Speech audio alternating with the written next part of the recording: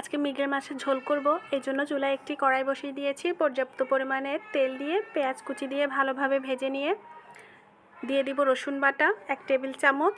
রসুন বাটাগুলো ভালোভাবে পেঁয়াজের সাথে ভেজে নিব। ভাজা হয়ে গেলে দিয়ে দিব পরিমাণ মতো লবণ, দিয়ে দিব হলুদের গুঁড়ো, মরিচের গুঁড়ো, জিরা ও ধনিয়ার গুঁড়ো একসাথে করে নেওয়া, দিয়ে ভালো করে মশলাগুলো একটু কষিয়ে নিব। কষানো হয়ে গেলে সামান্য পানি দিয়ে দিব।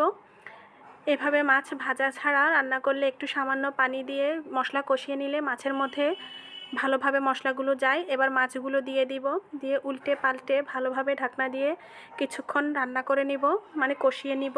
ভালোভাবে কষানো হয়ে গেলে পরিমাণ মতো ঝোলের পানি দিয়ে দিব, আর সাথে দিয়ে দিব কয়েকটি কাঁচামরিচ ফালি, দিয়ে আবারও ঢাকনা দিয়ে ভালোভাবে রান্না করে নিব। যেহেতু আমি মাছ ভাজি করে রান্না করিনি, কাঁচা মাছ রান্না করছি, তাই আর একটু ঝোল বেশিয়ে দিলাম। এবার দিয়ে দিব ফ্রোজেন করা ধনিয়া পাতা।